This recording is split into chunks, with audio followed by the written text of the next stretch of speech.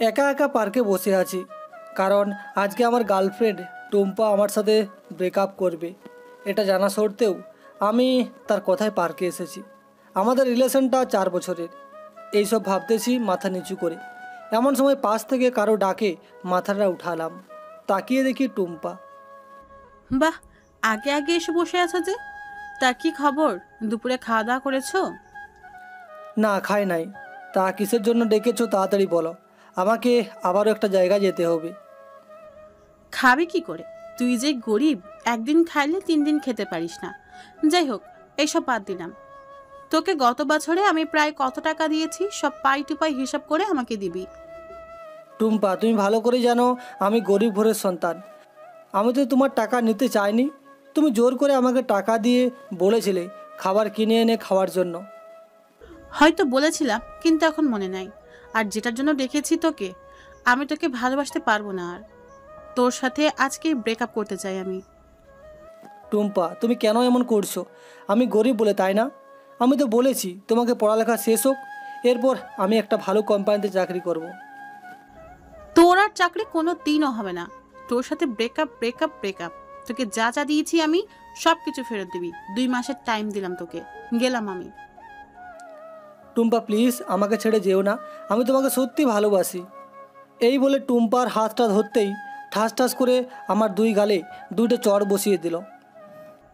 তুই কখনোই আমাকে ভালোবাসিস নাই, আমার টাকাকে ভালোবেসেছিলি।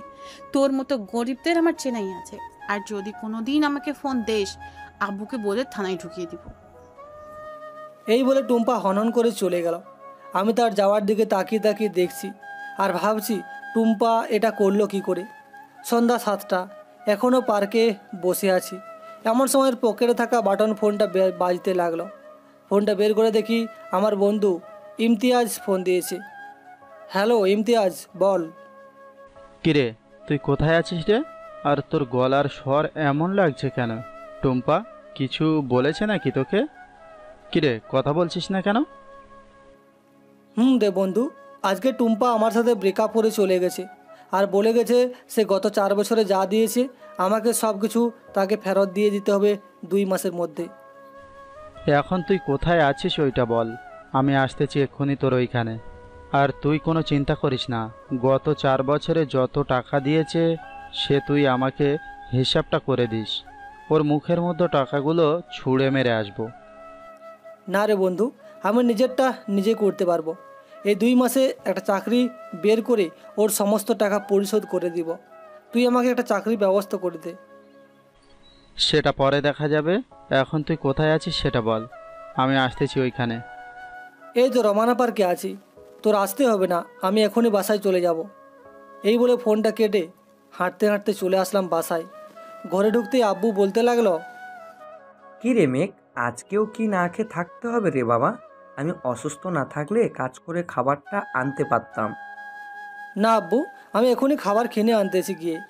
এই বলে যেই বাইরে যেতে যাব, এমন সময় ইমতিয়াজ ঘরে ঢুকতে ঢুকতে বলতে লাগলো, তোর আর খাবার কিনে আনতে হবে না, আমি কিনে নিয়ে আসছি। চলেন আঙ্কেল, আজকে আমরা 3জন একসাথে খাবার খাবো। তুই খাবার কিনে আনতে গেলি কেন?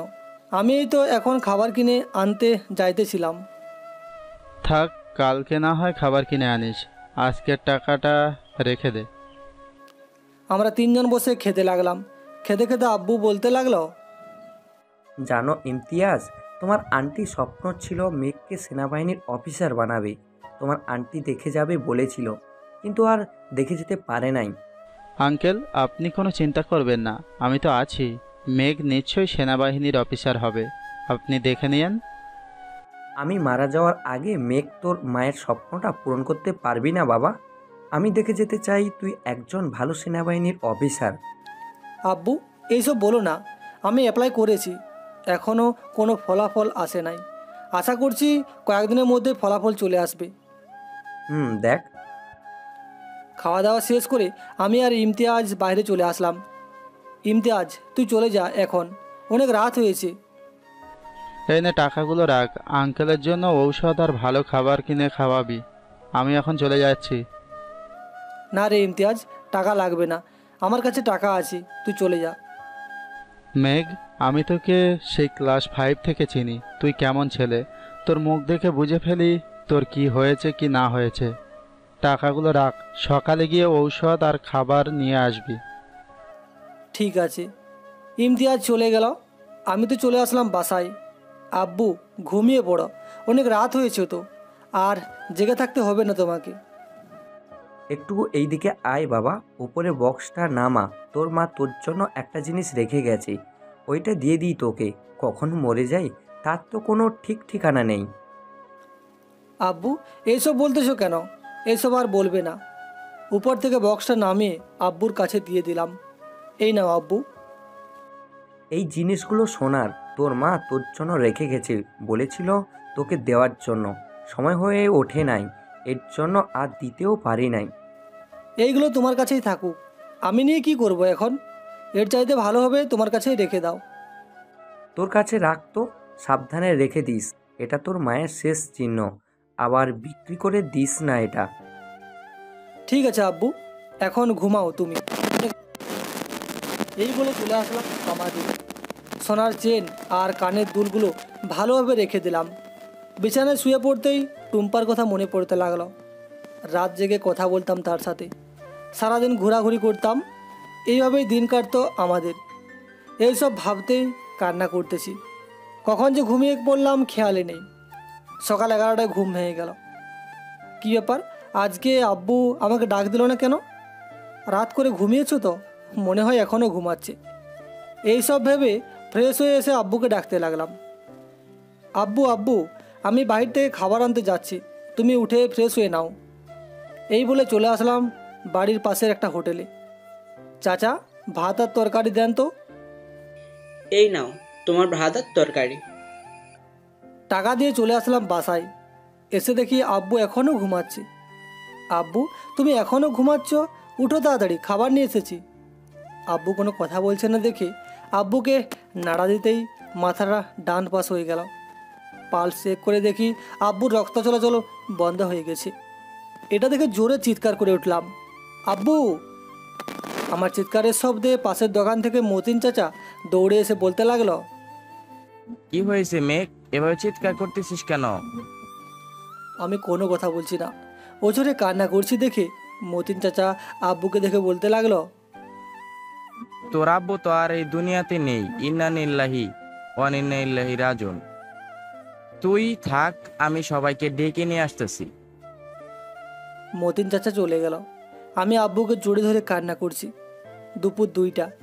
আমাদের পাড়া প্রতিবেশী সবাই মিলে আব্বুকে কবরস্থানে কবর দিয়ে চলে আসলাম বাসায়।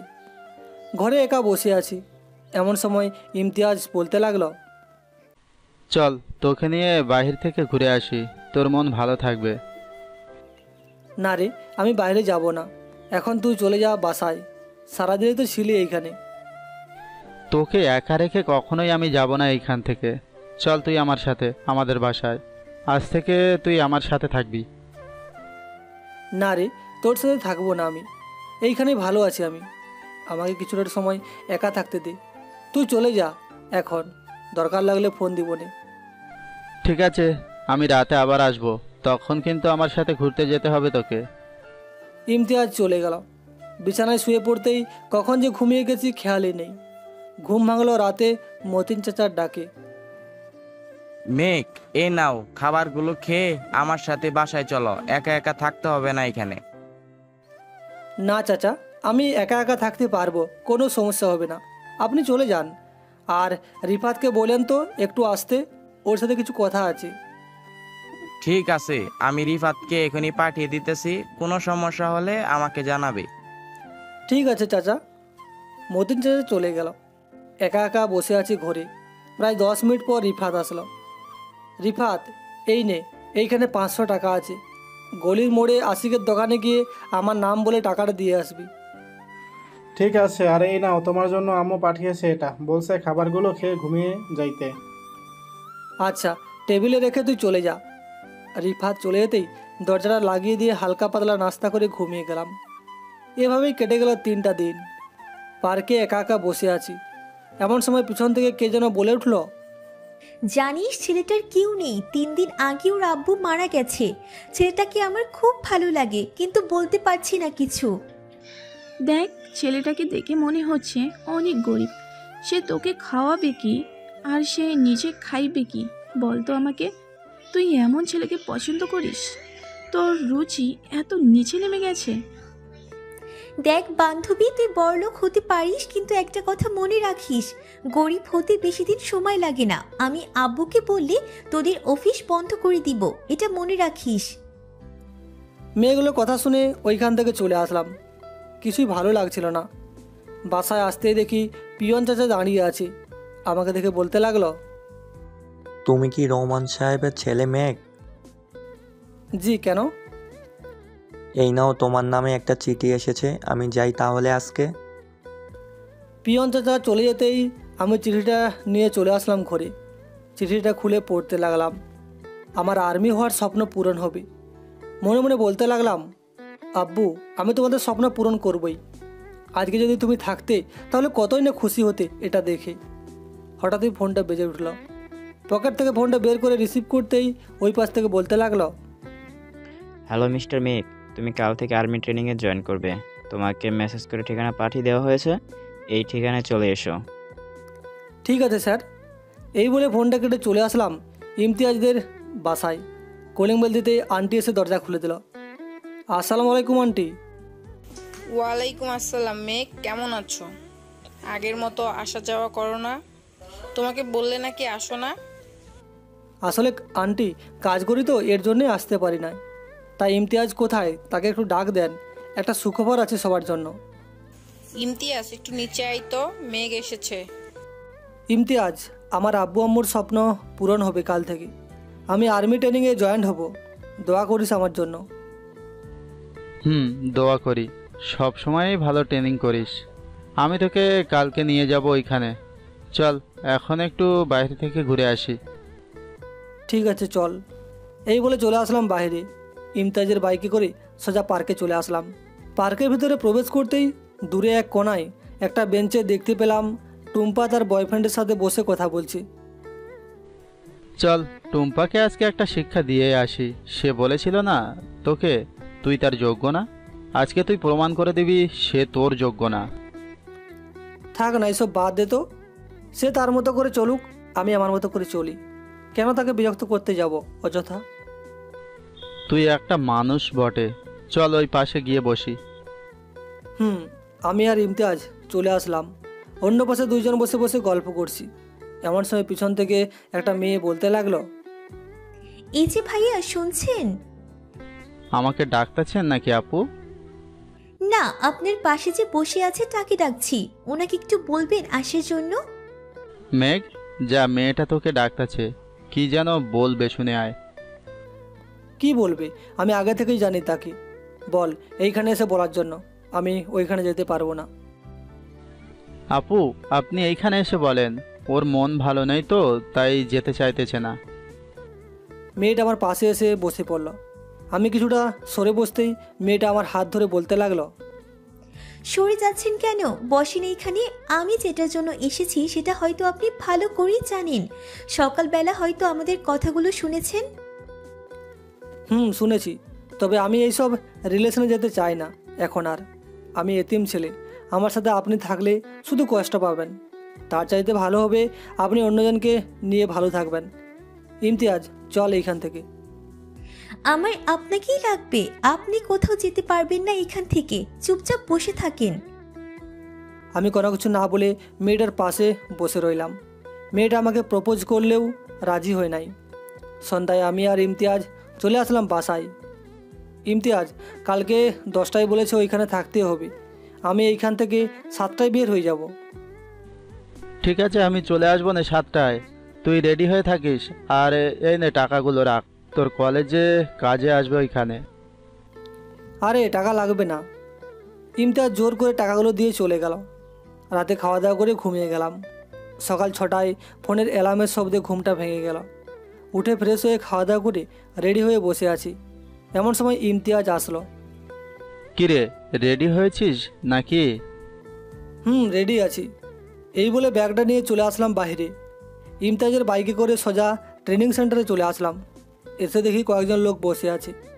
আমি ভেতরে যেতেই একজন লোক এসে বলতে লাগলো, তোমার নাম ম্যাগ তাই না? জি, আমার নাম মেঘ। চলো, তোমাকে স্পেশাল ট্রেনিং দিতে হবে।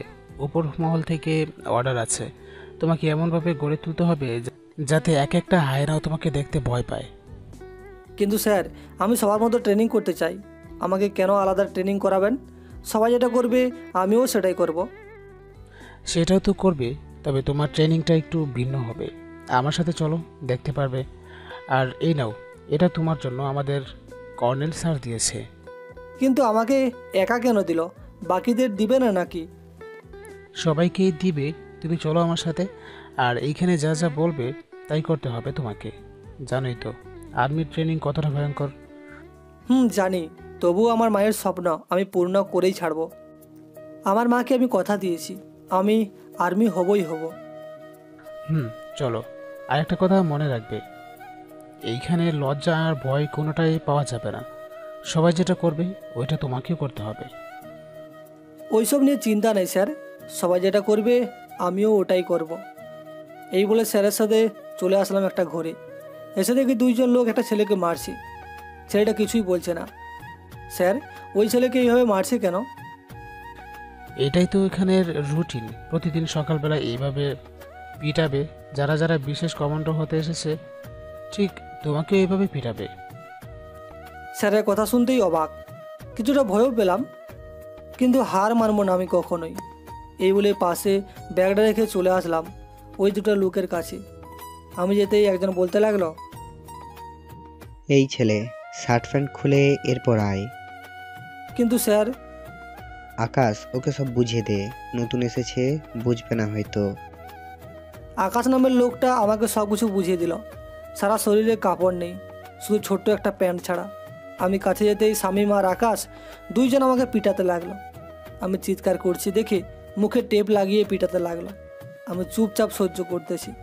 প্রায় 2 ঘন্টা এভাবে পিটানোর পর আমাকে দাঁড় করাতেই আমি পড়ে গেলাম নিচে। শামীম বলল, মেঘ, মাত্র তো শুরু, এখন এই অবস্থা, পরে কি হবে বুঝতে পারছো তো? তাই বলতেছি তাড়াতাড়ি ওঠো। মনকে সবসময় শক্ত রাখো আর মনকে বোঝাও এটা তুমি পারবে, এটা তোমার জন্য ব্যাপার না। শামীম ভাইয়ের কথা মতো কাজ করতে লাগলাম। আস্তে আস্তে নিচ থেকে উঠে আকাশ ভাইয়ের সাথে চলে আসলাম অন্য রুমে। এসে দেখি এইখানে আরও কড়া আইন। 50 কেজি একটা লোহা এনে আমার কাছে দিয়ে বলতে লাগলো, এইটা উঠিয়ে দেখাও তো, দেখি তোমার কত শক্তি আছে। আমি উঠিয়ে ব্যায়াম করতে লাগলাম। 30 মিনিট করার পর একটু রেস্ট করতে দিল। আমি একা একা বসে আছি দেখে শামীম ভাই আমার কাছে এসে বলতে লাগলো, মেঘ, তোমার ব্যাপারে আমি এবং আকাশ সব কিছুই জানি। এর জন্য তোমাকে এমন একটা ট্রেনিং দিতেছি যাতে পরবর্তীতে তুমি একজন ভালো সেনাবাহিনী অফিসার হতে পারো। আমরা দুজন তোমাকে যা যা বলবো তাই করতে হবে, পারবে তো? পারবো, তবে আমি এখন নতুন, কিছুটা সময় লাগবে বুঝতে। আমাকে কি কি করতে হবে বলে দেন, আমি ওই অনুসারে কাজ করব। এই নাও, এই বইটা রাতে পড়বে, তাহলে সব কিছু বুঝতে পারবে কি কি করতে হবে। চলো, এখন আবার ট্রেনিং করতে হবে তোমাকে। আমি আবারও ট্রেনিং শুরু করলাম। দেখতে দেখতে 2 দিন কেটে গেল। শরীরটা পুরো ব্যথা হয়ে আছে। রুমে শুয়ে আছি, এমন সময় শামীম ভাইও আসলো। মেঘ, কি হয়েছে? শরীরে ব্যথা করছে নাকি? অনেক ব্যথা করতেছে, উঠতে পারছি না বিছানা থেকে। এই নাও, এটা খেয়ে একটু পর ট্রেনিং দিতে আসো, আস্তে আস্তে সব ঠিক হয়ে যাবে সব কিছু। শামীম ভাই একটা ট্যাবলেট দিয়ে চলে গেল। ট্যাবলেটটা খেয়ে সোজা চলে আসলাম ট্রেনিং রুমে। আস্তে আস্তে আবারও ট্রেনিং শুরু করলাম। মার্শাল আর্ট, কুম্ফু, আরও অনেক কিছু শিখে গেলাম খুব তাড়াতাড়ি। দেখতে দেখতে চলে গেল 1 মাস। ট্রেনিং করতেছি, এমন সময় আকাশ ভাই আসলো আমার কাছে আর বলতে লাগলো, মেঘ, কালকে তোমার পরীক্ষা হবে কয়েকটা। যদি পরীক্ষায় পাস করতে পারো তাহলে তোমাকে কাল থেকেই আর্মি অফিসার পদে নিয়োগ দেওয়া হবে। ওকে ভাই, তা কি কি পরীক্ষা হবে আমাকে বলতে পারবেন? আমি আগে থেকে একটু প্র্যাকটিস করে নিতাম। না মেঘ, এইসব বলা যাবে না। বললে তো আগে থেকেই এইসব ট্রেনিং সবাইকে দিয়ে করিয়ে নিতাম, তাই না? আচ্ছা, সমস্যা নাই, কালকে আমি পারবই, দোয়া করবেন আমার জন্য। এই বলে চলে আসলাম জিম করতে। দেখতে দেখতে কেটে গেল 1 দিন। সকালে রেডি হয়ে লাস্ট ট্রেনিংয়ে জয়েন করতেই দেখতে পেলাম আমার সাথে যারা যারা আগে থেকে ট্রেনিং করতো তারাও আছে এইখানে। কমান্ডার স্যার আমাকে দেখে বলতে লাগলো, মেঘ, বুকে সাহস রাখতে হবে, তাইলে তুমি জিততে পারবে। আমি জানি এই কাজ তুমি ছাড়া অন্য কেউ পারে না। তোমার মধ্যে এরকম একটা দম আছে। দোয়া করবেন আমার জন্য। ট্রেনিং শুরু হয়ে গেল। 300 কেজি ওজনের একটা লোহা আমার কাছে এনে দিতেই সাথে সাথে উঠিয়ে নিলাম। এটা দেখে যারা বিচারক ছিল তারা আলোচনা করতে লাগলো। তুমি পাশে গিয়ে দাঁড়িয়ে থাকো, সবগুলো ট্রেনিং শেষ হলে ফলাফল ঘোষণা করা হবে। আমি পাশে দাঁড়িয়ে রইলাম। আস্তে আস্তে ট্রেনিংটা কমপ্লিট হয়ে গেল। দ্বিতীয় ট্রেনিং শুরু। আমাকে দিয়েই শুরু করতে লাগলো। পিছন থেকে মোটা 3টা কাঠ এনে পিঠ বরাবর দিল সজোরে বাড়ি। কাঠ ভেঙে 2 টুকরো হয়ে গেল, কিন্তু আমার কিছুই হলো না। এটা দেখে সবাই হতবাক হয়ে তাকিয়ে আছে আমার দিকে। আস্তে আস্তে সবগুলো ট্রেনিং শেষ হলো। এখন কে পাস হয়েছে তার ঘোষণা দেবে বিচারক। আমরা মেঘের ট্রেনিং আর সাহসিকতা দেখে খুবই মুগ্ধ হয়েছি। আর তোমরা যারা আগের থেকে ট্রেনিং করছো, তোমাদেরকে আরও ভালো করে করতে হবে। মেঘকে তো দেখেছো কাজগুলো কিভাবে করেছে। মেঘ, তুমি কাছে আসো। আমি কাছে যেতেই আমার গলায় একটা মেডেল দিয়ে বলতে লাগলো, তোমাকে 1 সপ্তাহের ছুটি দেওয়া হলো, তুমি আজকে বাড়ি চলে যেতে পারো। স্যার, আমার 1 সপ্তাহের না, 1 দিনের ছুটি দিলেই হবে। আমার তো পরিবার নেই, আমি আমার বন্ধুর সাথে দেখা করে চলে আসবো। তাহলে চলো আমার সাথে, তোমাকে নিয়ে একটা জায়গায় যাব। যাও, সব কিছু রেডি করে চলে আসো। কিন্তু স্যার, আপনার সাথে কি করে যাই বলেন? সবাই কি বলবে? কে কি বললো তাতে আমাদের যায় আসে না। তোমার মতো সাহসী পুরুষ থাকতে আমার আর কিসের ভয়। আসামিন আকাশ, তোমাদের ধন্যবাদ এমন একটা আর্মি অফিসার আমাদের দেওয়ার জন্য। স্যার, এইখানে ধন্যবাদ দেওয়ার কিছুই নেই, আমাদের কাজই এইটা। আর তোমরা আমার সাথে আসো। এইভাবে যদি দেরি করো তাহলে তোমাদের আর্মি অফিসার হওয়াটা খুবই কঠিন হয়ে যাবে। তাই বলতেছি, তোমরা আবার নিজ নিজ দায়িত্বে প্র্যাকটিস করা শুরু করো। ঠিক আছে স্যার। আমি রেডি হয়ে চলে আসলাম বিচারক হাসান সাহেবের কাছে। কিছুক্ষণ পর আমি আর হাসান সাহেব চলে আসলাম তার বাসায়। কলিং বেল দিতে একজন মহিলা এসে দরজা খুলে দিল। আমাকে দেখে মহিলাটি বলতে লাগলো, এইটা কাকে নিয়ে এসেছো? এটা আমার ছেলে, আজ থেকে এখানে থাকবে। মেঘ, চলো ভিতরে যাই। আমি ভিতরে চলে আসলাম। আমাকে একটা রুম দেখিয়ে দিল। ফ্রেশ হয়ে ঘরে বসে আছি। এমন সময় হাসান সাহেবের স্ত্রী রুমে প্রবেশ করে বলতে লাগলো, এই নাও বাবা, এই লেবুর শরবতটা খেয়ে নাও। তুমি ট্রেনিং দিয়ে এসেছো, খুব ক্লান্ত হবে তুমি। না আন্টি, ট্রেনিং দিতে দিতে অভ্যাস হয়ে গেছে, এখন আর ক্লান্ত লাগে না। তবুও খেয়ে নাও এটা। খাওয়া দাওয়া করে ঘুমিয়ে গেলাম। ঘুম ভাঙলো বিকেল 5টায়। উঠে ফ্রেশ হয়ে নিচে যেতেই হাসান সাহেব বলতে লাগলো, মেঘ, তোমাকে একটা কাজ করতে হবে। আজ থেকে 7 দিন তোমাকে আমার মেয়ের বডিগার্ড হিসাবে থাকতে হবে। কি, পারবে তো থাকতে? অবশ্যই পারবো। আমরা বসে কথা বলতেছি, এমন সময় একটা বোরকা পরা মেয়ে আসলো।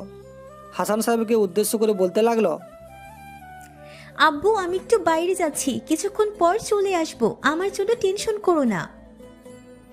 টেনশন করতে হয় রে মা। মেঘ, তুমি ওর সাথে যাও, কোনো বিপদ হলে আমাকে সাথে সাথে ফোন দিবে, ঠিক আছে? কিন্তু আব্বু, আমি তো একা যেতে চাচ্ছি। বাইরে কাজ শেষ করে আবার একটু শপিং করতে যাব। উনিও কি ওইখানে যাবে নাকি? আগামী 1 সপ্তাহ মেঘে হচ্ছে তোর বডিগার্ড। তুই যেখানে যাবি সেখানে যাবে তোর সাথে সাথে। আমি চলে আসলাম গাড়িতে। ড্রাইভিং সিটে বসে আছি। মেয়েটা আমার পাশের সিটে বসে পড়লো আর বলতে লাগলো, আপনি আব্বুকে মানা করতে পারেন নাই যে আমার সাথে যাবেন না? মেয়ে মানুষ পেলেই হয়েছে, তার সাথে যাওয়া লাগবে? তা না, উনি হচ্ছে আমার স্যার, ওনার কথা শুনতেই হবে আমাকে। এই বলে গাড়িটা স্টার্ট দিয়ে চালাতে লাগলাম। কোথায় যাবেন এখন? সামনে একটা পার্ক আছে, রমনা পার্ক, ওখানে নিয়ে চলেন। আমি চলে আসলাম রমানা পার্কে। গাড়িটা সাইড করে ভিতরে চলে গেলাম। কিছুক্ষণ পর দেখতে পেলাম আমার বন্ধু ইমতিয়াজ আসতেছে এইদিকে। আমাকে হয়তো চিনতে পারে নাই। মেয়েটার কাছে বসে বলতে লাগলো, কি হলো, মেঘ ফোন ধরে নাই নাকি? না, ওনার ফোন তো বন্ধ সেই কবে থেকে। একদিনও মনে হয় ফোনটা অন করে নাই। ওনার জন্য যে একজন অপেক্ষা করছে সেটা হয়তো উনি জানেই না। আমি ফোনটা অন করে ইমতিয়াজকে একটা মেসেজ দিলাম, কিরে বন্ধু, কি খবর তোর? আমার মেসেজ পেয়ে ইমতিয়াজ বলতে লাগলো। মেঘ হয়তো ফোন অন করে রেখেছে, এখন ফোন দিয়ে কথা বলেন। আমি আপনার জন্য আইসক্রিম নিয়ে আসতেছি। ঠিক আছে, যান তাহলে। ইমতিয়াজ চলে গেল। আমিও ইমতিয়াজের পিছু পিছু চলে আসলাম গেটের বাইরে। কিছুক্ষণ পর ইমতিয়াজ যেই ভিতরে ঢুকতে যাবে এমন সময় বলতে লাগলাম, কিরে লালচান। আমার কথা শুনে আমার দিকে একবার তাকিয়ে যেই ভিতরে ঢুকতে যাবে এমনি দৌড়ে এসে আমাকে জড়ি ধরে বলতে লাগলো, মামা কেমন আছিস? আজ 2টা মাস পর তোকে দেখলাম, ভেবেছিলাম ভুলে গেছিস তুই আমাকে। কত ফোন কত মেসেজ করেছি দেখেছিস?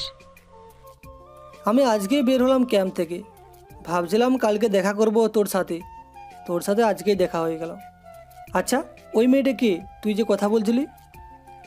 ওইটাই আফরিন, যে তোকে প্রপোজ করেছিল। তোর জন্য মেয়েটা প্রতিদিন এইখানে এসে কান্না করে, আমি কিছুই বলতে পারি না। আমার পরিচয় দিস না, এখন থেকে তার সাথে প্রতিদিন কথা বলবো। চল এখন যাই মেয়েটার কাছে। চল। আমি আর ইমতিয়াজ চলে আসলাম মেয়েটার কাছে। ইমতিয়াজ তার হাতে থাকা আইসক্রিমটা দিয়ে বলতে লাগলো, মেয়েকে ফোন দিয়েছেন নাকি? কিন্তু রিসিভ করছে না। আবার ফোন দেন, এবার রিসিভ করবে। আফরিন আবারও ফোন দিল আমার নাম্বারে। রিসিভ করতেই বলতে লাগলো, আপনি কেমন আছেন? এতদিন কত মেসেজ কত কল দিয়েছি, ধরেন নাই কেন? আরে আপনি কে? এমনভাবে বলতেছেন কেন? আপনি হয়তো রং নাম্বারে ফোন দিয়েছেন। রাখছি।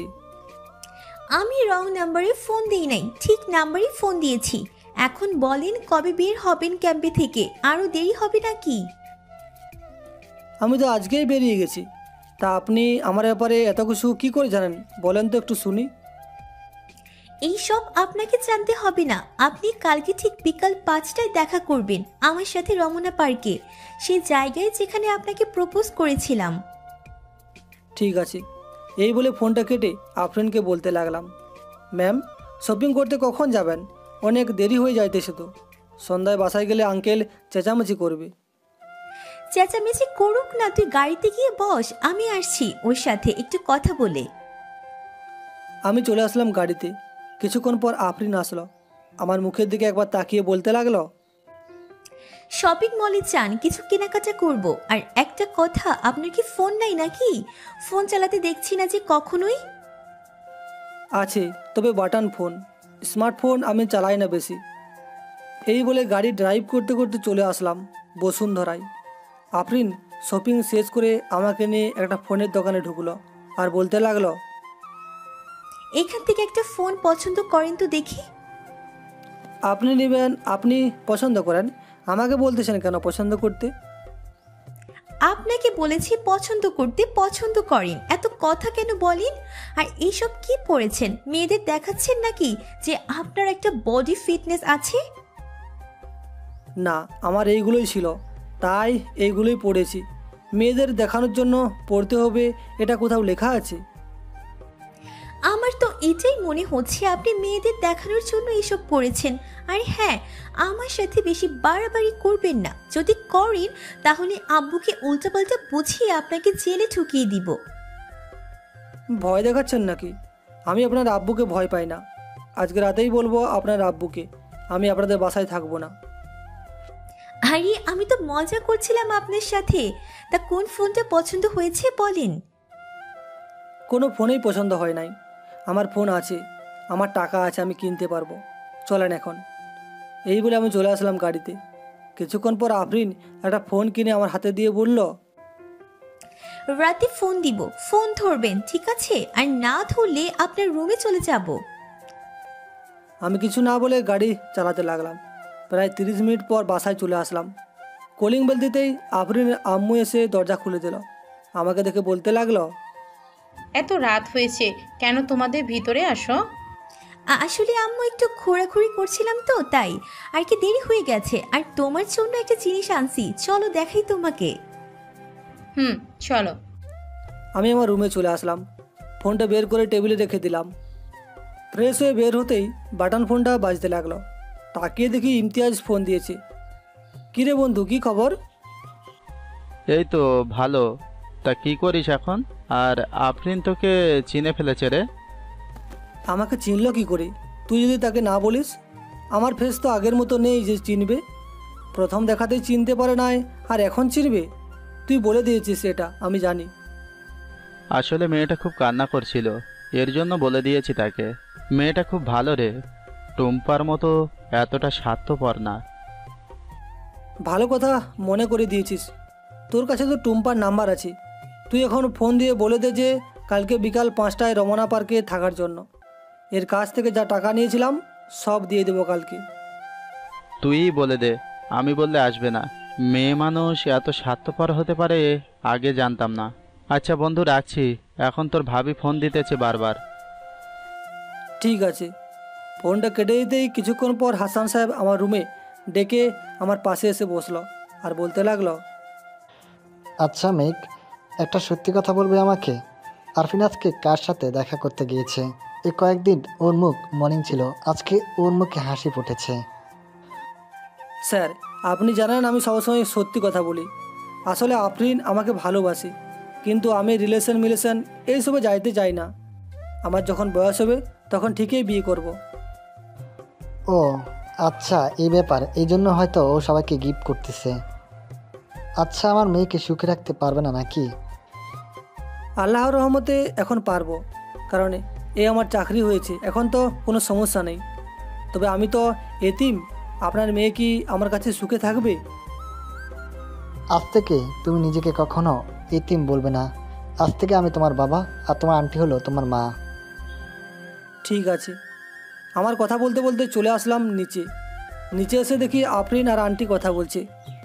আমরা যেতেই আন্টি বলতে লাগলো, ওগো শুনছো তোমার মেয়ের কথা? সে নাকি বিয়ে করে এই বাড়িতেই থেকে যাবে। আর এই দেখো কি আনছে তোমার মেয়ে।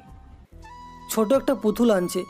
এর ভিতরে আমার ছবি, আফরিনের এবং তার আব্বু আম্মুর ছবি আছে।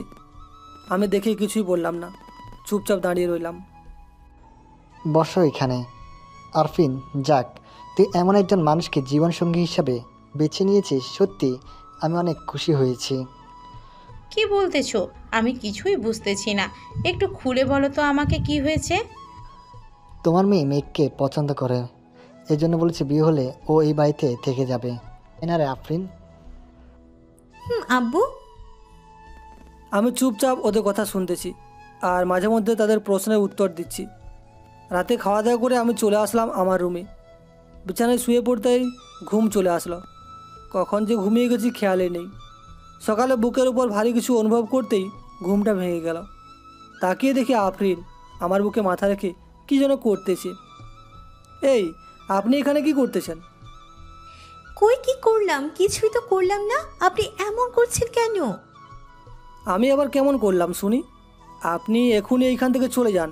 আন্টি আঙ্কেল দেখলে সমস্যা হবে অনেক। কোনো সমস্যা হবে না আব্বু, আমাদের মেনে নিয়েছে। আর কিসের সমস্যা শুনি? তবুও আপনি যান। ঠিক আছে, চলে যাচ্ছি। যাও ফ্রেশ হয়ে আসো, একটু পর আমরা আমাদের অফিসে যাব। আর তুমি তো 7 দিন আছো, তাই না? আজকে একদিন চলে গেছে, আরও 6 দিন আছি এইখানে। কেন, কোনো কিছু লাগবে নাকি? লাগলে বলেন, আমি কিনে দিতে যাই। না, কিছু লাগবে না, তুমি ফ্রেশ হয়ে নিচে আসো। আফরিন চলে গেল। আমার বটন ফোনটা নিয়ে নিচে চলে আসলাম। সবাই বসে আছি, এমন সময় আর্মি ক্যাম্প থেকে ফোন আসলো। রিসিভ করতেই বলতে লাগলো, মেঘ, তোমাকে আজকেই আর্মিতে জয়েন করতে হবে। আজকে একটা গুপ্ত মিশনে যেতে হবে তোমাকে। ওপর মহল থেকে আদেশ এসেছে, এর জন্য তোমাকে ফোন দিলাম। ঠিক আছে শামীম ভাই, আমি একটু পর আসছি। এই বলে ফোনটা কেটে দিলাম। ফোন কাটতেই আঙ্কেল এসে বলতে লাগলো, কি ব্যাপার মেঘ, কোথাও যাবে নাকি?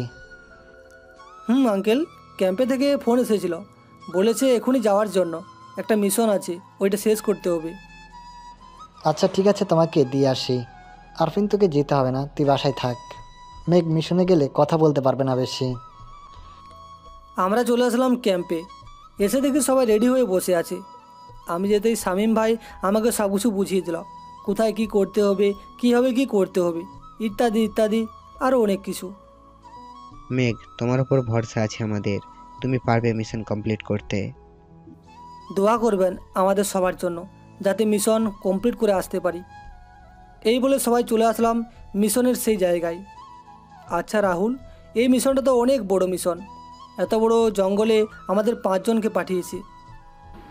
ভাই, আমাদের 5 জনকেই এই মিশন কমপ্লিট করতে হবে। এই নেন জিপিএস ট্যাগার, এইটা সবার সাথে রেখে দেন।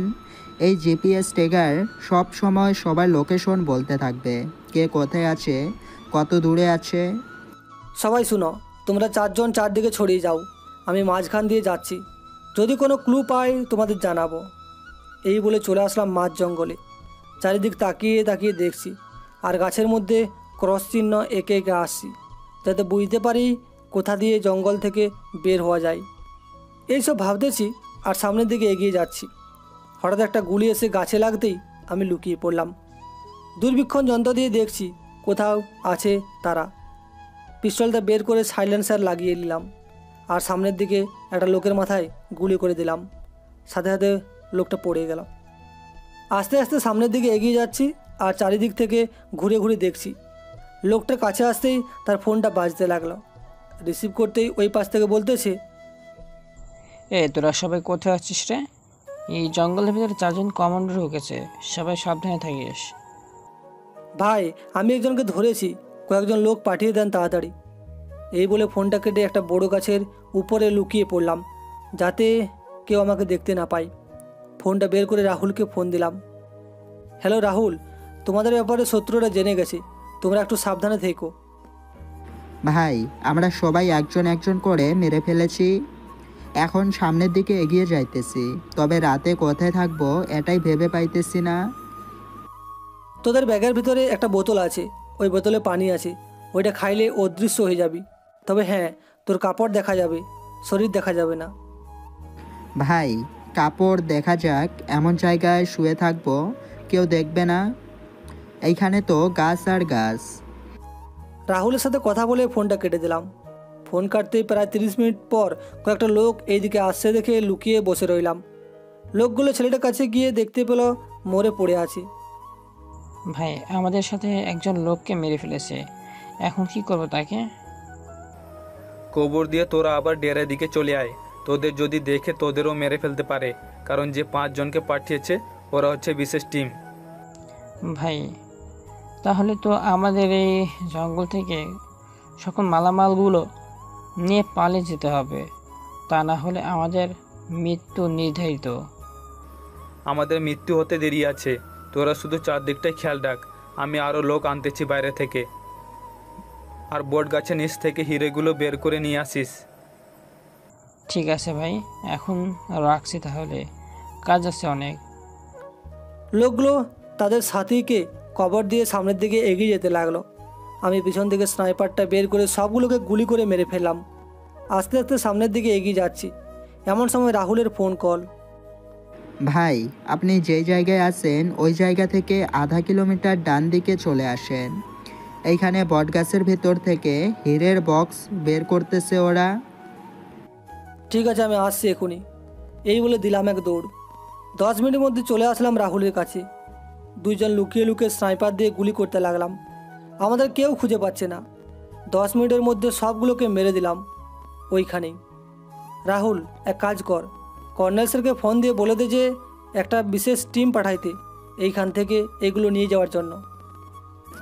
ওকে ভাই, তবে সাবধানে পা ফেলতে হবে, সামনের দিকে বটগাছের ভেতরে লোক থাকতেও পারে লুকিয়ে।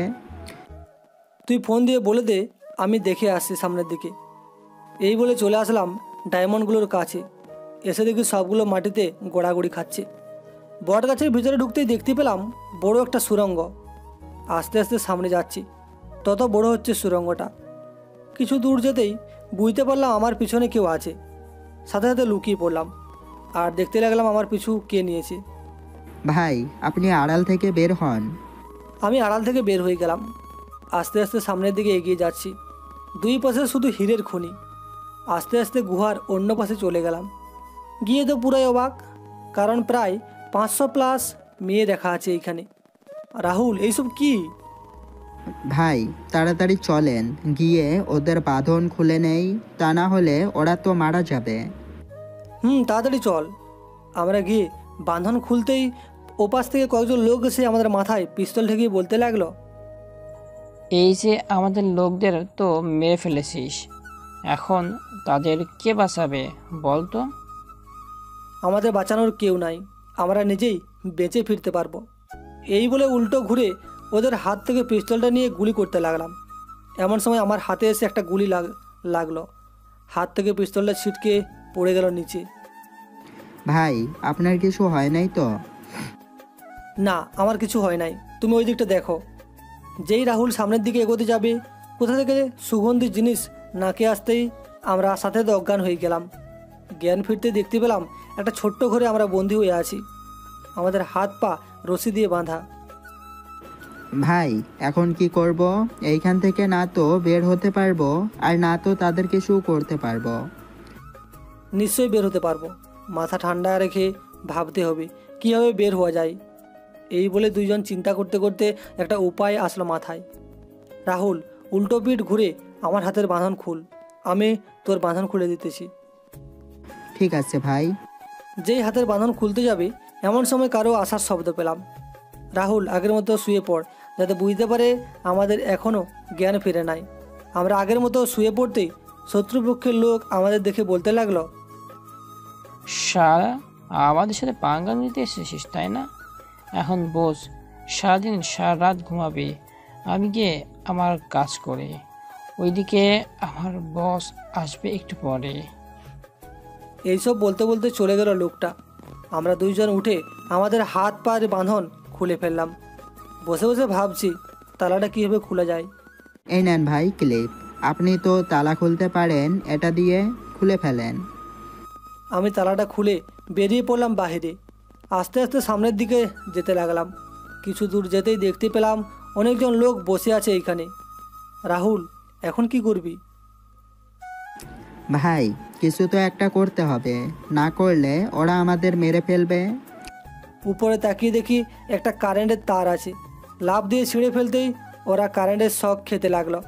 এইভাবে 30 মিনিট শক খাওয়ার পর কে যেন লাইন অফ করে দিল। আমরা না বের হয়ে দেখতে লাগলাম কে করেছে এটা। ভাই, অনেকক্ষণ তো হয়ে গেছে, এখনো কেউ আসলো না, কি করবেন? আসবে আসবে, এত চিন্তা করিস কেন, একটু অপেক্ষা কর, দেখি কেউ আসে কি না। আমি আর রাহুল অপেক্ষা করতে লাগলাম।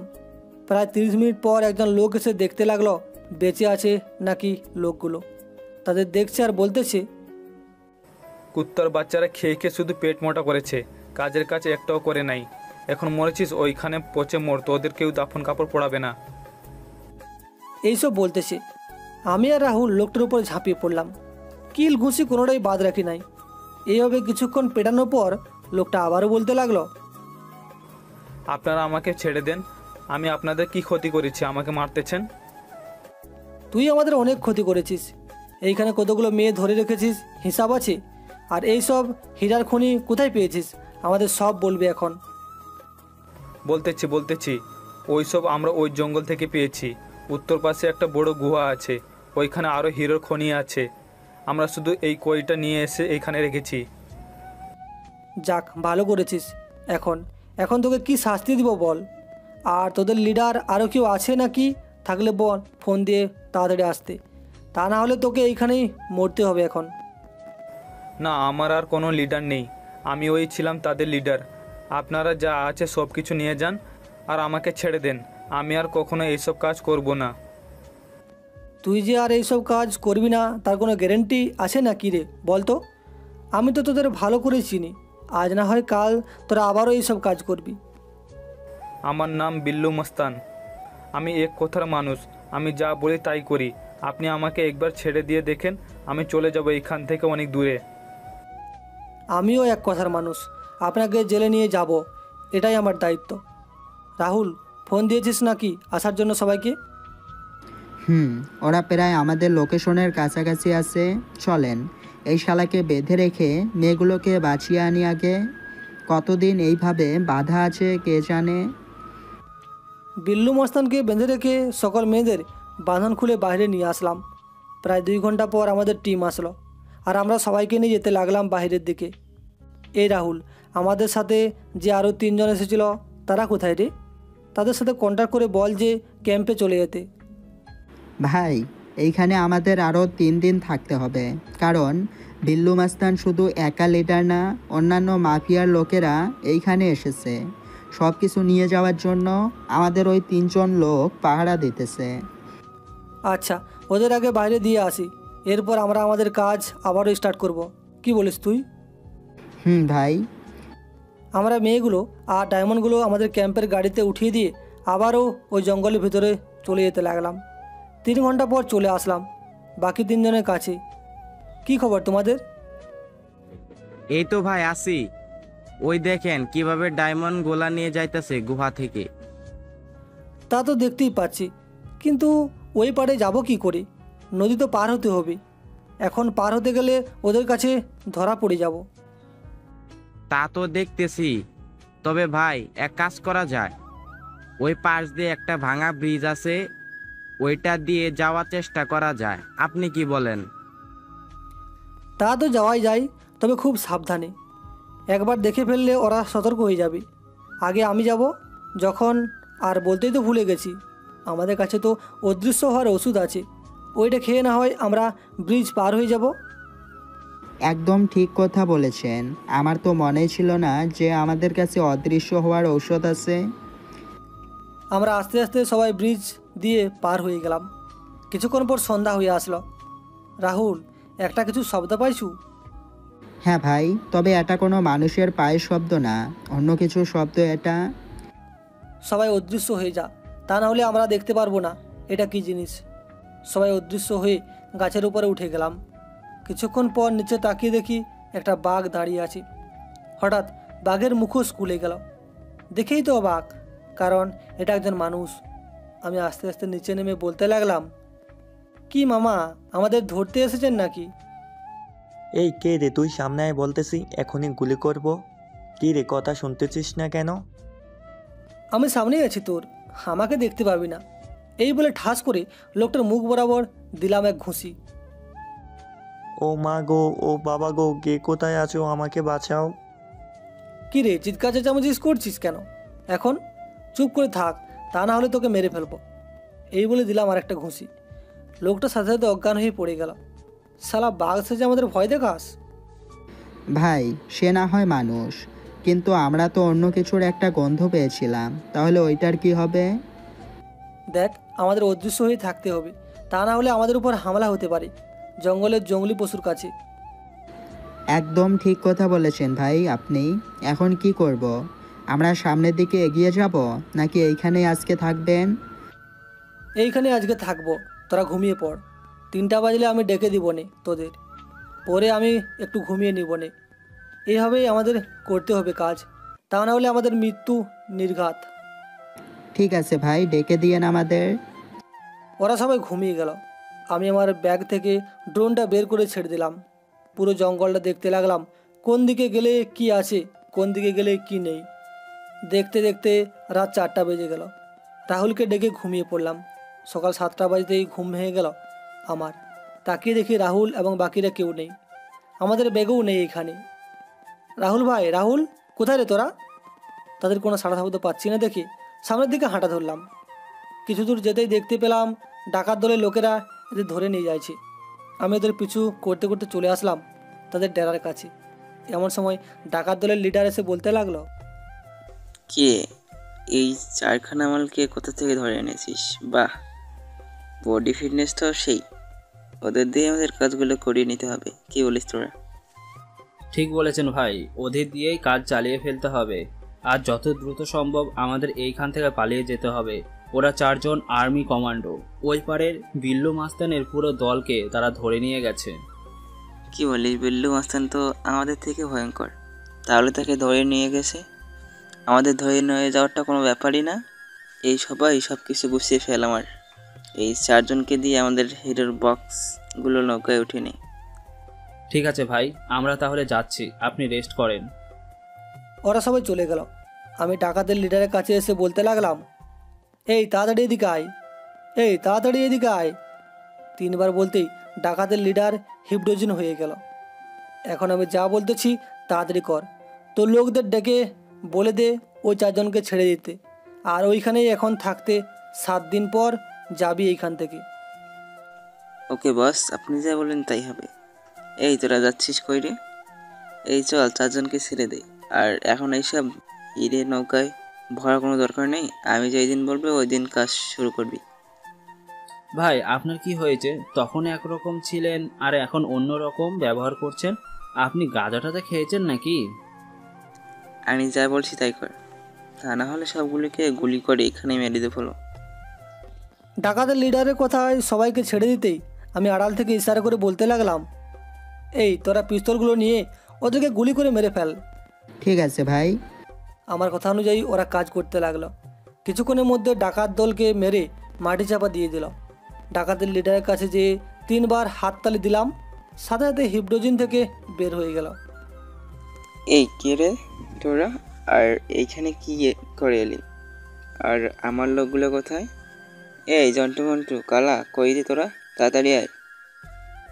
আপনার এই লোকগুলো কবেই মারা গেছে, এখন বলেন আপনার কি হবে? এই রাহুল, এই শালার পেট থেকে সব কথা বের কর। ওদের আরও কোনো আস্তানা আছে নাকি? এই শালা তাড়াতাড়ি বল, তোদের আর কোথায় কোথায় আস্তানা আছে? তা না হলে এইটা দেখেছিস তো, গুলি করে মেরে ফেলবো। বলতেছি এইখানে আমাদের আর কোনো আস্তানা নেই। ওই পারে ছিল বিল্লুম আস্তান, আর এইখানে ছিল আমি।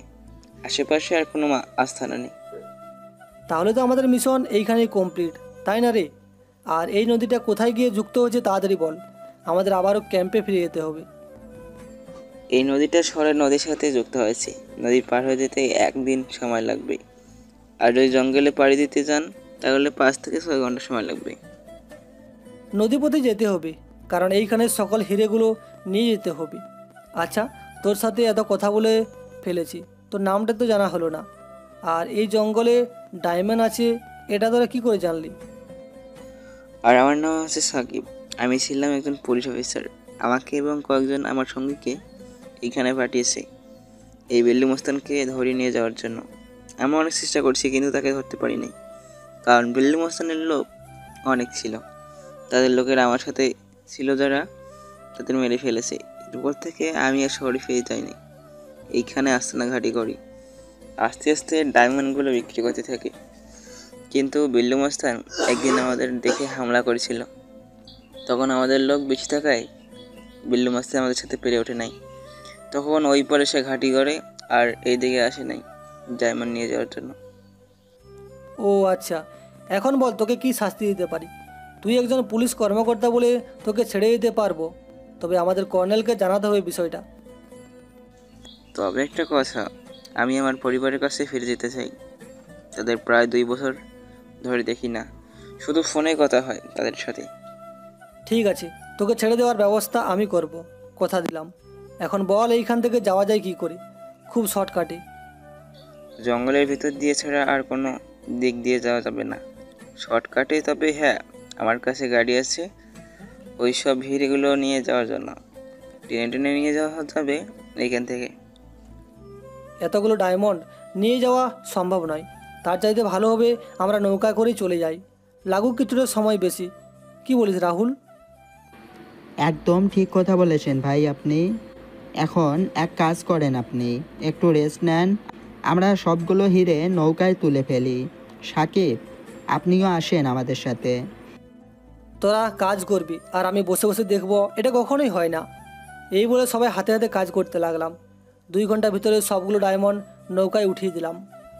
আচ্ছা সাকিব, এইখানে কি আরও কিছু আছে? থাকলে বলতে পারো, সব কিছু নিয়ে যাই। আমি তোমাকে সরকারের থেকে উপহারের ব্যবস্থা করে দেব, তুমি কোনো চিন্তা করো না। ভাই, এইখানে বলতে গেলে পুরোই সোনার খনি। এখন তো ডায়মন্ড নিয়ে যাইতেছেন, আবার এসে সোনা নিয়ে যেতে পারবেন। সেখানে গর্ত করবেন, ওইখানে সোনার ডায়মন্ড। এত ডায়মন্ড আর সোনা আসলো কোথা থেকে বলতে পারবে তুমি? শুনেছি 1971 সালে যুদ্ধের পর এইখানে নাকি একজন ডাকাত দল এসে গাপটি মেরে বসেছিল। পরে ওই বিল্লু মাস্তান এসে তাদের সাথে লড়াই করে, তখন আর পারে ওঠে নাই। এরপর বম ব্লাস্ট করে তাদের কি এমন হয়েছে শুনেছি। ও আচ্ছা, তবে এই বিল্লু মস্তানকে দেখে তো মনে হচ্ছে না তার বয়স 50 হবে। তাকে দেখে মনে হচ্ছে তার বয়স সর্বোচ্চ 30-এর বেশি হবে না। হবে কি করে? এই জঙ্গলের ভিতরে এমন একটা ফল আছে যেটা খেলে মানুষকে জোয়ান দেখা যায়। সে হয়তো সেই ফলটাই খেয়েছে। এই জঙ্গলটা পুরোই রহস্যে ঘেরা। আমাদের আবারও আসতে হবে এইখানে, কি বলিস রাহুল? ভাই, আসতে তো হবে। আমার ধারণা অনুযায়ী এইখানে আর একটা গ্যাং আছে। আমাদের কর্নেল স্যার বলেছিল যে এইখানে 3টা গ্যাং আছে, আমরা তো 2জনকে ধরতে পেরেছি। ওর কথা মুখে নিয়েন না ভাই। তাদের লোকেরা এমন এমন জায়গায় লুকিয়ে থাকে খুঁজে বের করা যায় না। পূর্ব দিকে তাদের আস্তানা আছে। আমি যতটুকু জানি তারা ভারতের মাফিয়ার সাথে মেয়ে পাচারে যুক্ত আছে। এইদিকে যে হিরে ডায়মন্ড সোনার খনি আছে এটা হয়তো এখনও যায় না তারা। জানেন আপনি কেন? আমাদের আগে মেরে তারা এসব নিয়ে পালিয়ে যেত।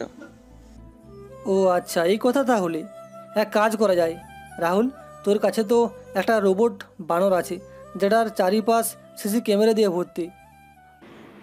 আছে, তবে ভাই ওইটাই চার্জ নেই। আমি যখন একা ছিলাম তখন এইটা ইউজ করেছিলাম, তাই চার্জ শেষ হয়ে গেছে।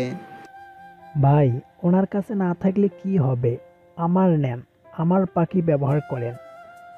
কম করে হলেও 7 দিন একটানা ব্যবহার করতে পারবেন। আরও কারো কাছে কিছু থাকলে দাও। আমরা এইটা পূর্ব দিকে ছেড়ে দিয়ে চলে যাব এইখান থেকে। কালকে ক্যাম্পে পৌঁছে গিয়ে আমাদের আরও অনেক কিছু করতে হবে। আচ্ছা সাকিব, তোমরা খাবার খাও না নাকি? খাই তো ভাই। কেন, আপনার ক্ষুধা লেগেছে নাকি? তবে আমাদের কাছে যে শুকনো খাবারটা আছে এটা খেয়ে পেট ভরবে না আমাদের। তুমি কিছু খাবারের ব্যবস্থা করো। ভিতরে চলেন, অনেক খাবার আছে এইখানে। আর ভাই, এইখানে থাকতে থাকতে পশু পাখিদের সাথে বন্ধুত্ব হয়ে গেছে। তা তো হবেই। তুমি নিজেই একজন আজব মানুষ ভাই। আমাদের জন্য কত কিছু করতেছো। খাওয়া দাওয়া শেষ করে আমরা শহরের দিকে রওনা দিলাম। দেখতে দেখতে রাত হয়ে গেল। আচ্ছা সাকিব, তুমি তো এই জঙ্গলে 2 বছর ধরে থাকো, তাই না? তোমাদের উপর বনের পশুরা হামলা করে নাই কখনো? না ভাই, হামলা করবে কেন? তারা প্রতিদিন রাতে আসে, খাবার খেয়ে যায় আর এইখান থেকে। তবে আজ থেকে তো আর খাওয়া যেতে পারবে না। তাদের খাবার তারা নিজেরাই জোগাড় করতে হবে। ওদের খাবার তো আর আমরা জোগাড় করে দিতে পারবো না। আচ্ছা সাকিব, তুমি কি আমাদের সাথে এই মিশন পুরোটা কমপ্লিট করা না হওয়া অবধি থাকবে? যদি ভাই আপনারা রাখেন তাহলে থাকবো। আর আমার একটা কথা ছিল, সরকারকে বলে এই জঙ্গলটা নিয়ে নিতে হবে। এইখানে যা যা আছে সব কিছু বলার দরকার নেই। যে ডায়মন্ড পেয়েছে বাংলাদেশের মতো আরও একটি দেশ কিনতে পারবে আশা করছি। তা তো কিনতে পারবেই। আমি একটা জিনিস লক্ষ্য করেছি, তুমি যখন কথা বলছিলে তখন তোমার মধ্যে আলাদা একটা কিছু দেখতে পেয়েছি আমি। সত্যি করে বলো তো, কী ছিল এটা? ভাই, আমি মানুষ না, আমি আরও 2 বছর আগেই মারা গিয়েছি। আমাকে দেখছেন না এমন? আমি সব কিছু করতে পারি, কারণ এই জঙ্গলে একজন পুরনো সাধু ছিল। তিনি তার কাল তপস্যা থেকে আমাকে বাঁচিয়ে দিয়ে গেছে। আমাকে বলেছিল না, পশু পাখির সাথে আমার বন্ধুত্ব হয়ে গেছে। আমি পশু পাখির সকল ভাষা বুঝি। ওই সাধুর সকল শক্তি আমার শরীরে। ও আচ্ছা, এর জন্যই তখন দেখছিলাম বারবার তুমি কি যেন ইশারা করে বলতে চাইছিলে। আচ্ছা, এখন যদি তোমার পরিবার এইসব জানে তাহলে কি বলবে তোমাকে? জানি না ভাই, তবে আমার শরীরে যেন শক্তি আছে, ওইটার অপব্যবহার করতে চাই না আমি। তাই বলতেছি, আমার ব্যাপারে কিছু বলিয়েন না কাউকে। ঠিক আছে, বলবো না। তবে আমাদের এত সাহায্য করার জন্য তোমাকে ধন্যবাদ। আর তুমি চাইলে তো পারো পূর্ব দিকে যারা আছে তাদের ধরে নিয়ে আসতে। তা পারি, কিন্তু আমি তো বলেছি আমার অপব্যবহার করতে চাই না। যদি করতে চাই তাহলে আমার সাথে মারা যাব। আর আমাকে যে বাঁচিয়েছে তিনি আবার নতুন করে একজন যুবক জন্ম নেবেন। সাকিবের সাথে কথা বলতে বলতে কখন যে সকাল হয়ে গেছে বুঝতেই পারি নাই। আমরা চলে আসলাম ক্যাম্পে। স্যার, সকল কিছু এইখানে আছে, দেখে নিয়েন। ধন্যবাদ ম্যাগ। তুমি যে ডায়মন্ডগুলো আমাদের দিয়েছো এইগুলো বিক্রি করে আরও 2টা শহর কেনা যাবে। আর মিশন তো 3টা ছিল, আজকে চলে আসলে যে? স্যার, আবারও যাব। আমাদের খাবারগুলো খেতে পারি না, শরীরটা কিছুটা অসুস্থ হয়ে পড়েছে, এর জন্য চলে এসেছি। কি বলছো? এই আকাশ, ডাক্তার ডেকে আনো এখনই, ওদের চিকিৎসা করাতে হবে। না স্যার, কিছু করতে হবে না, আমাদের এখন রেস্টের প্রয়োজন। আর সাকিব, তুমি কি বাসায় যাবে এখন নাকি এইখানেই থাকবে? এইখানে থাকবো, তবে ভাই আমাকে একটা অন্ধকার ঘর দিতে হবে। আপনি তো জানেন ওই আমি একটু রেস্ট নিব। ঠিক আছে, চলো আমার সাথে। এই বলে সাকিবকে নিয়ে চলে আসলাম একটা বন্ধ করে। এইখানে থাকো, আমি বিকালে আসতেছি আবারও। আর খাবারের জন্য বলে যাইতেছি, খাবার দিয়ে যাইবি। না, আমার খাবার লাগবে না। আপনি আসলে তখন খাবার খাবো না। আর আমাকে যাতে কেউ বিরক্ত না করে বলে যাইয়েন। ঠিক আছে, তোমাকে কেউ বিরক্ত করবে না, কথা দিলাম। এই বলে চলে আসলাম বাইরে। স্যার, ওই লোকটাকে কেউ ডাক দিবেন না, আমি এসে ডাক দিব। খাবার খাওয়ার জন্যও ডাকবেন না তাকে। কিন্তু মেঘ ডাক দিলে কি হবে তাকে? সে তো মানুষ, তার কি ক্ষুধা লাগে না? আপনাদের সব প্রশ্নের উত্তর দিব আমি। মিশনটা পুরো কমপ্লিট করে আসি এরপর। এই বলে চলে আসলাম বাসায়। কলিং বেল দিতেই আঙ্কেল এসে দরজা খুলে দিল। আমাকে দেখে বলতে লাগলো, কি ব্যাপার মেঘ, তুই না 1 সপ্তাহের জন্য গিয়েছিলে, আজকে যে চলে আসলে? আবার বিকালে চলে যাব, কিছুটা অসুস্থ হয়ে পড়েছি ওইখানে গিয়ে, এর জন্য চলে এসেছি। আচ্ছা যাও, তুমি রুমে গিয়ে ফ্রেশ হও, আমি তোমার আন্টিকে বলছি খাবার দিয়ে আসতে তোমার রুমে। ঠিক আছে। আমি চলে আসলাম আমার রুমে, ফ্রেশ হয়ে খাওয়া দাওয়া করে ঘুমিয়ে গেলাম। বিকেল 5টায় ঘুম ভাঙলো ফোনের রিংটোনে। তাকিয়ে দেখি ক্যাম্পে থেকে ফোন এসেছে। রিসিভ করতেই ওই পাশ থেকে বলতে লাগলো, মেঘ, এটা কাকে নিয়ে এসেছো? কি পাগলামো করতেছো? দেখে যাও তাড়াতাড়ি, আমরা তাকে সামলাতে পারছি না। ঠিক আছে, আমি এখনই আসছি। এই বলে উঠে ফ্রেশ হয়ে তাড়াতাড়ি করে চলে আসলাম ক্যাম্পে। সাকিবের কাছে যেতেই সাকিব বলতে লাগলো, মেঘ, এই লোকটা আমাকে কেন ডিস্টার্ব করলো? আমি তোমাকে বলেছিলাম না তুমি ছাড়া অন্য লোক ডাকবে না আমাকে। সাকিব, একটু শান্ত হও, আমার কথা শুনো মন দিয়ে। উনি হচ্ছে আমার চাচা। আমি ওনাকে ফোন দিয়ে বলেছিলাম তোমাকে ডাকার জন্য, তাই উনি ডেকেছে। এবারের মতো মাফ করে দিলাম, পরিবার যাতে এমন ভুল না করে তা বলে দিও। ঠিক আছে, বলে দেবো নে। রাতে খাওয়া দাওয়া করে আমরা 6 জন আবারও চলে আসলাম সে জঙ্গলের ভিতরে। সাকিব, তুমি এক কাজ করো, আমাদের নিয়ে যাও ওই জায়গায়, এখন তারা যেখানে আছে। আমি আমার অপব্যবহার করতে চাই এখন, তোমাদের কিছুই করতে হবে না। তোমরা এইখানে বসো, আমি 10 মিনিটের মধ্যে সবগুলোকে ধরে নিয়ে আসতেছি। এই বলে সাকিব চলে গেল। 10 মিনিটের উপরে হয়ে গেল, সাকিবের আসার কোনো নামগন্ধ নেই। এটা দেখে রাহুল বলতে লাগলো, ভাই, সাকিব কি তবে আমাদের সাথে বিশ্বাসঘাতকতা করেছে? 10 মিনিটের উপরে হয়ে গেছে, এখনো আসে নাই সে। আমি কখনোই কারোর সাথে বিশ্বাসঘাতকতা করি না, ওদের আনতেও তো সময় লাগবে, তাই না ভাই? এখন চলেন, সবগুলোকে ধরে নিয়ে এসেছি। ধন্যবাদ সাকিব তোমাকে। আমরা আবারও রওনা দিলাম ঢাকার উদ্দেশ্যে। আচ্ছা সাকিব, আজকে যে তোমার শক্তির অপব্যবহার করলে, আজকে কি কিছু হবে না তোমার? আজকে হচ্ছে কাল রাত, সেই রাতে শুধু সাধু গাছি ছিল। আজকে আমি উপভোগ করতে পারবো, কোনো সমস্যা হবে না। সকাল হলে আর পারবো না। তাহলে তো এখনও সকাল হয় নাই। তুমি নৌকাটা ঢাকার কাছে নিয়ে চলো তাড়াতাড়ি। ঠিক আছে ভাই। আমরা 10 মিনিটের মধ্যে চলে আসলাম ঢাকা। নৌকাটা একটা পাড়ে রেখে কিছু খাবার কিনে নিয়ে এলাম। খাওয়া দাওয়া শেষ করে ক্যাম্পের উদ্দেশ্যে রওনা দিলাম। সকাল 11টা বাজে। আমরা সবাই ক্যাম্পে বসে আছি। মিশন পুরা কমপ্লিট। আপনারা সবাই জানেন যে মেঘের জন্য পুরো টিম জঙ্গলে গিয়ে আমাদের দেশের জন্য অনেক কিছু নিয়ে এসেছে এবং কয়েকজন শত্রুকে ধরেছে। বিশেষ করে বিল্লু মাস্তানকে তো সবাই চেনেন, তাকে ধরে এনেছে। আমি তাদের পুরস্কার হিসেবে এই ছোট্ট উপহারগুলো তুলে দিলাম তাদের হাতে। স্যার, আমাদের 5 জনকে কেন দিবেন? আমাদের সাথে আরেকজন আছে, তাকেও দিতে হবে। সাকিব, তুমি উপরে আসো। উনি হচ্ছে একজন পুলিশ কর্মকর্তা। 2 বছর আগে তাকে ওই জঙ্গলে পাঠানো হয়েছিল, আপনারা ভালো করেই জানেন। সাকিব, তুই সবটা খুলে বল। ঠিক আছে ভাই। সাকিব সবটা খুলে বলল সবাইকে। কিছুক্ষণ পর প্রধানমন্ত্রী বলতে লাগলো, আজকের এই অনুষ্ঠানে মেঘকে আর্মির কর্নেল হিসেবে ঘোষণা করা হলো, আর কর্নেল সুমনকে রিটার্নিং অফিসার হিসাবে ঘোষণা করলাম। প্রধানমন্ত্রী আমাকে একটা ব্যাচ পরিয়ে দিল। আজকে আমি আমার মায়ের স্বপ্ন পূরণ করতে পেরেছি। বিকেলে চলে আসলাম আব্বু আম্মুর কবরের কাছে। কবর জিয়ারত করে সোজা বাসায় চলে আসলাম। মেঘ, এখন তো তুমি তোমার স্বপ্ন পূরণ করেছ, এখন আমার মেয়েকে বিয়ে করবে কবে সেটা বলো। আঙ্কেল, আর কয়েকটা দিন যাক, এরপর না হয় বিয়ে করব। মিশন শেষ করেছি কয়েকদিন হলো, এখন রেস্ট করি, এরপর। আচ্ছা ঠিক আছে, রেস্ট করো তাহলে। আমি বাজারে যাই, তোমার জন্য কিছু কিনে নিয়ে আসি। এই বলে আঙ্কেল চলে গেল। সন্ধ্যায় আফরিনকে নিয়ে চলে আসলাম রমানা পার্কে। দুইজনে বেঞ্চে বসে আছি, এমন সময় একটা মেয়ে আসলো আমাদের সামনে। মেয়েটাকে দেখেই তো অবাক, কারণ এটা হচ্ছে টুম্পা। মেঘ, আমাকে চিনতে পারছো? আমি তোমার টুম্পা।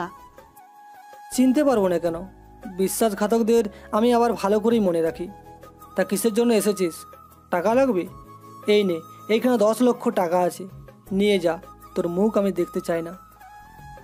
আমাকে মাফ করে দাও মেঘ, আমি অনেক বড় অন্যায় করে ফেলেছি তোমার সাথে। তুমি মাফ না করলে আমি কবরেও শান্তি পাবো না। আমি কিছুই বললাম না। আফরিন টুম্পাকে মাটি থেকে উঠিয়ে তার পাশে বসালো আর তাকে উদ্দেশ্য করে বলতে লাগলো, মেঘ গরিব ছিল বলে ছেড়ে চলে গিয়েছিল, এখন মেঘ আর্মির কর্নেল হয়েছে, দেখেছো? তাই চলে এসেছো, তাই না? তোমাদের মতো মেয়েদের ভালো করে চেনা আছে। এই নাও, এই টাকাগুলো রাখো, যদি আরও টাকা লাগে বলো, আমি তোমাকে দিয়ে দিব। মেঘ চলো এখান থেকে, আমরা আর এক মুহূর্ত এখানে থাকতে চাই না। চলো। আমি আর আফরিন চলে আসলাম একটা কফি শপে। এসে দেখি ইমতিয়াজ একটা মেয়ের সাথে বসে গল্প করতেছি। আফরিন, এই যে ইমতিয়াজ, তার পাশে যে মেয়েটা বসে আছে সে হয়তো তার গার্লফ্রেন্ড। তুমি এক কাজ করো, ইমতিয়াজের কাছে গিয়ে এমন বাহানা করবে যে মেয়েটা বুঝতে পারবে তুমি তার গার্লফ্রেন্ড। না থাক, ওরা গল্প করুক, চলো আমরাও যাই, তাদের কাছে গিয়ে গল্প করি। তোমাকে যেটা বলেছি ওইটাই করো গিয়ে, দেখি তার রিয়াকশানটা কি হয়। 2টা বছর তো কোনো শালা খোঁজ খবরই নেই নাই। ঠিক আছে, যাচ্ছি। আফরিন চলে গেল। আমি দেখতে লাগলাম তাদের ঝগড়াগুলো। মেয়েটা ঠাস করে ইমতিয়াজের গালে চড় বসিয়ে বলতে লাগলো, তোর মতো লুচ্ছা 12 ভাতেরই ছেলে আর একটাও দেখি না। একজনের সাথে রিলেশন করে আরেকজনের জীবন নষ্ট করার চেষ্টা করতেছিস। তোর নামে আমি মামলা দিব, এই বলে রাখলাম। বাবু, সত্যি উনি আমার বন্ধুর গার্লফ্রেন্ড। আফরিন আপু, আপনি বলেন না ইরাকে আপনি যা বলছেন সব মিথ্যা। আমি মেয়েটার কাছে গিয়ে বললাম, আপু একটা দিয়েছেন কেন, আর একটা দেন, তাহলে 2 গাল লাল হয়ে থাকবে। শালা 2টি বছর কেটে গেছে, না তো কোনো মেসেজ আর না তো কোনো ফোন দিয়েছিস আমাকে। তুই সারাদিন অফিস করিস, ভাবিকে ফোন দিলে ভাবি বলে তুই নাকি মিশনে গিয়েছিস, আর সকালে টিভিতে দেখলাম তোকে কর্নেল হিসেবে ঘোষণা করা হয়েছে। একদম ঠিক দেখেছিস। আপু আপনি বসেন। আসলে আমি আমার হবু বউকে বলেছিলাম এমন নাটক করার জন্য, সেও তাই করেছে, আপনি রাগ করবেন না। ঠিক আছে ভাইয়া। বুবু, তোমার লাগে নাই তো? না বাবু, লাগে নাই। ইমতিয়াজের সাথে আড্ডা দিয়ে চলে আসলাম বাসায়। কলিং বেল দিতেই আন্টি এসে দরজা খুলে দিল।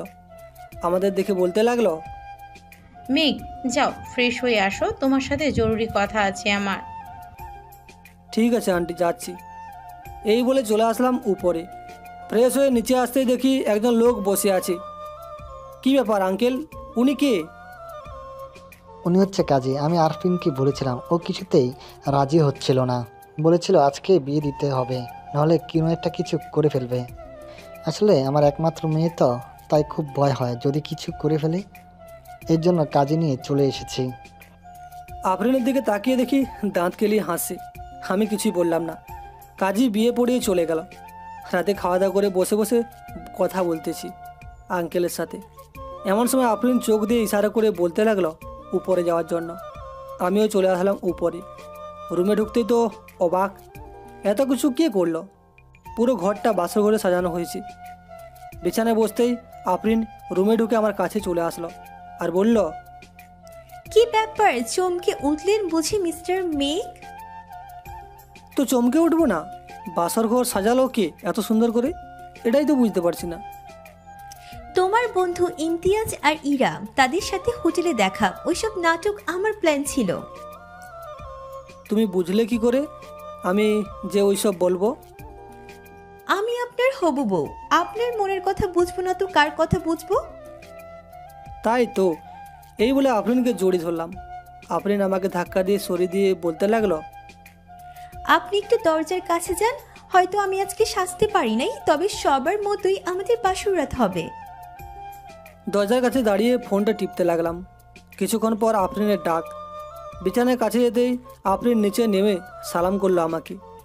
আফরিনকে জড়িয়ে ধরে বলতে লাগলাম, তুমি তো তাড়াতাড়ি এইসব করলে কি করি, শাড়ি পরা এইসব। জানি না, তবে তোমার জন্য সব করতে পারবো। চলো উঁচু করে দুইজন 2 রাকাত নফল নামাজ আদায় করে নেই। চলো। আমি আর আফরিন দুইজনে 2 নফল নামাজ আদায় করে বিছানায় চলে আসলাম। তোমাকে তো কিছুই দিতে পারি নাই, এটা রাখো। ডায়মন্ডটা তার হাতে দিয়ে বললাম, এত বড় ডায়মন্ড কোথায় পেলে তুমি? অনেক কাহিনী এটার। আস্তে আস্তে সকল কিছু বলে দিলাম আফরিনকে। আচ্ছা মিস, রাত তো অনেক হয়েছে, এখন না হয় ঘুমিয়ে পড়েন। কেন, আদর করবেন না বুঝি আজকে? আদর তো করবই, আমি আপনার মুখ থেকে শুনতে চাইছিলাম এই কথাটা। এটা বলেই আফরিনের ঠোঁটজোড়া আমার দখলে করে নিলাম। আস্তে আস্তে তার শাড়িটা খুলে সমস্ত শরীরে চুমু খেতে লাগলাম। আফরিন কেঁপে উঠছে বারবার। আস্তে আস্তে আফরিনের শরীরের সাথে মিশে গেলাম। বাকিটা ইতিহাসের পাতায় লেখা থাকবে, আর শুনতে হবে না। গল্পটা আজকে এইখানেই শেষ করলাম। আজ এই পর্যন্তই, দেখা হবে পরবর্তী কোনো গল্পতে। সেই পর্যন্ত সবাই ভালো থাকবেন, সুস্থ থাকবেন। ধন্যবাদ সবাইকে।